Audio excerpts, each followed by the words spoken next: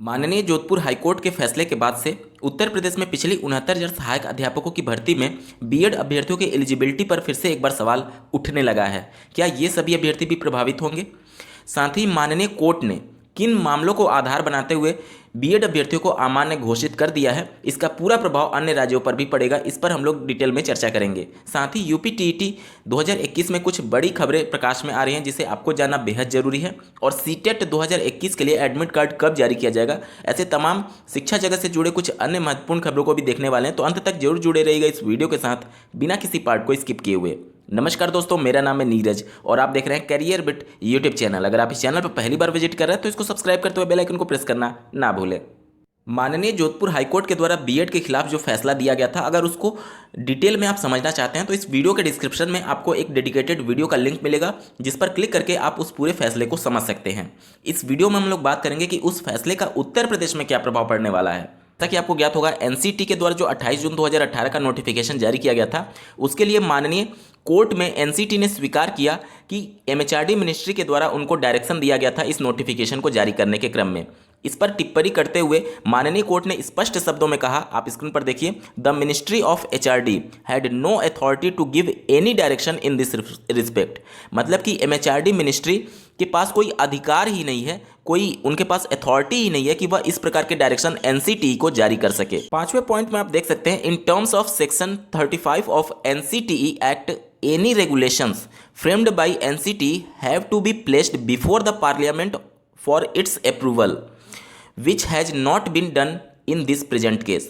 NCT act के 35 धारा में ये क्लियरली मेंशन किया गया कि एनसीटी के द्वारा जो भी रेगुलेशन फ्रेम किया जाएगा उसे सबसे पहले पार्लियामेंट के समक्ष अप्रूवल के लिए प्रस्तुत करना होगा, जो कि एनसीटी के 28 जून 2018 के गजट के समय ऐसा नहीं किया गया। इस वजह से माननीय कोर्ट ने इस नोटिफिकेशन को ही असंवैधानिक करार दे दिया है, क्योंकि यह पार्लियामेंट से अप्रूव्ड नहीं है। जोधपुर हाईकोर्ट ने यह भी टिप्पणी किया कि बीएड अभ्यर्थी प्राथमिक शिक्षक भर्ती में इसलिए भी एलिजिबल नहीं माने जा सकते क्योंकि एनसीटी ने माननीय कोर्ट में हलफनामा दिया था कि इनको डीएलएड अभ्यर्थियों के समकक्ष आने के लिए नियुक्ति के 2 साल के अंदर 6 माह का ब्रिज कोर्स करना अनिवार्य हो रहा है। तो जब आपको एक अलग से कोर्स करा करके डीएलएड के समकक्ष आना पड़ रहा है, तो फिर बीएड को डीएलएड के समकक्ष नहीं माना जा सकता। और जैसा कि आपको ज्ञात होगा, किसी भी भर्ती में सम्मिलित होने के लिए आवेदन की अंतिम तिथि से पहले आपके पास सभी मिनिमम एजुकेशनल क्वालिफिकेशन होना चाहिए।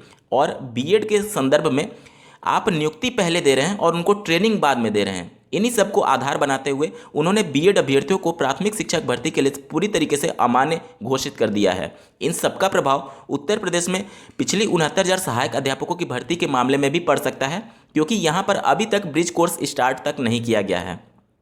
अब ये मामला स्वतः माननीय कोर्ट के संज्ञान में नहीं आएगा। अगर ये मामला किसी अभ्यर्थी के द्वारा या फिर किसी ग्रुप के द्वारा कोर्ट तक ले जाया जाता है, तब इस मामले पर माननीय कोर्ट के द्वारा विचार किया जा सकता है। अगर पूरे फैसले को मैं समराइज करूं तो माननीय कोर्ट ये कह रही है कि जो एनसीटी ने संशोधन करने के लिए आदेश जारी किया था, वह उसके पास अधिकार है ही नहीं, क्योंकि एनसीटी के धारा 35 में ये क्लियरली मेंशन है कि अगर एनसीटी कोई गाइडलाइन जारी करती है, कोई नोटिफिकेशन जारी करती है, तो इस प्रकार के कानून के लिए सबसे पहले उसको पार्लियामेंट का अप्रूवल जरूरी है, क्योंकि आरटी एक्ट 2009 एक कानून है। और उस कानून में पहले से ये मेंशन है धारा 23 के उपधारा 2 में कि केंद्र सरकार के पास ये अधिकार तो है कि वो किसी राज्य की स्थिति को जांच परख करके वहां पर उसको डायरेक्शन दे सकती है कि नियमों में शिथिल करने के लिए। लेकिन यहाँ पर केंद्र सरकार ने किसी भी डेटा का अध्ययन नहीं किया कि किस पर्टिकुलर राज्य में इस प्रकार के अभ्यर्थियों की कमी है अथवा नहीं है। एक नोटिफिकेशन जारी करने के लिए एनसीटी पर दबाव डाला और एनसीटी ने नोटिफिकेशन जारी करके पूरे देश पर इस नियम को थोप दिया, जिसकी आवश्यकता ही नहीं थी, क्योंकि आरटी एक्ट 2009 में पहले से ये प्रावधान किया गया कि अगर जहां पर डीएलएड अभ्यर्थी नहीं है वहां पर नियमों में शिथिल करके बीएड अभ्यर्थियों को मौका दिया जा सकता है। तो फिर इस एनसीटी के नए नोटिफिकेशन की आवश्यकता ही नहीं थी।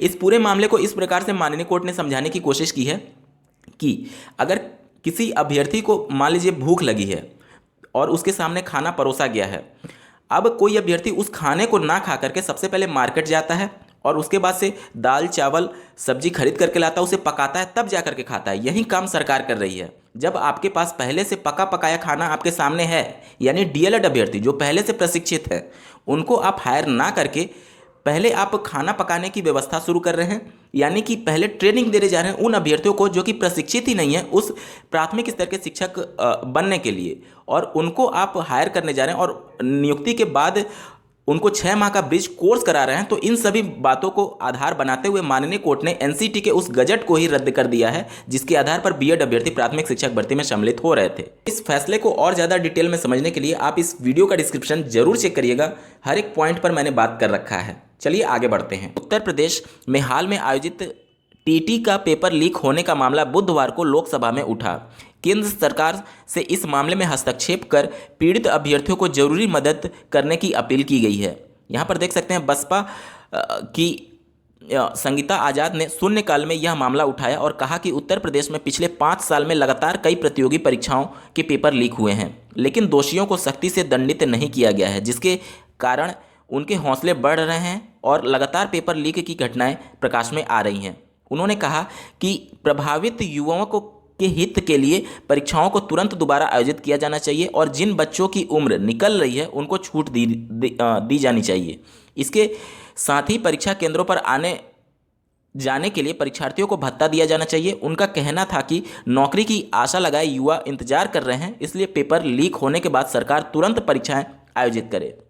पेपर लीक मामले में पीएनपी के सचिव के निलंबन के बाद से उनको गिरफ्तार कर लिया गया है। अभी तक पेपर लीक मामले में धरपकड़ जारी है। आप स्क्रीन पर देखिए, आगरा से 2 गिरफ्तार, अलीगढ़ से 1 दबोचा गया। बुधवार को ये कार्रवाई एसटीएफ की तरफ से की गई है। प्रथम दृष्टया में ये मामला लापरवाही से संबंधित प्रकाश में आ रहा है। जो एजेंसी जिसको ठेका दिया गया था पेपर छापने के लिए, उसके पास अपनी कोई प्रिंटिंग प्रेस नहीं थी एसटीएफ के अनुसार, और उन्होंने 4 अलग अलग एजेंसियों को पेपर छापने के लिए एक तरीके से ठेका दिया और उनके पास सुरक्षा मानक जैसे कोई भी मानक नहीं थे, जिसके बाद से इस प्रकार के मामले प्रकाश में आए और पेपर आउट होने लगे।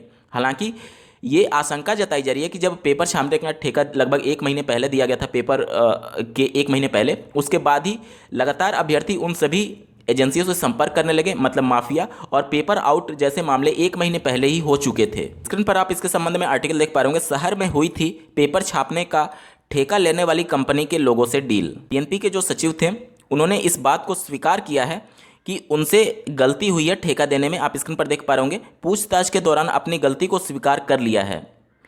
उनके खिलाफ धारा 420, 409 और 120 बी के तहत नोएडा में रिपोर्ट दर्ज कराई गई है। इस बात की जांच की जा रही है कि आखिर इस डील के तहत कंपनी को इतना बड़ा वर्क ऑर्डर दे दिया गया। संभावना है कि इस मामले में और लोगों की गिरफ्तारी की जा सकती है। वहीं 30 नवंबर 2021 को उत्तर प्रदेश शासन के द्वारा एक नोटिस जारी करते हुए पीएनपी के जो पुराने सचिव थे श्री अनिल भूषण चतुर्वेदी, उनको ही एक तरीके से अतिरिक्त कार्यभार सौंपा गया है। आप स्क्रीन पर देख पा रहे होंगे, उनको पीएनपी की जिम्मेदारी दी गई है। अब वो अतिरिक्त कार्यभार सौंपते हुए पीएनपी के कामकाज को देखेंगे जो पुराने सचिव थे।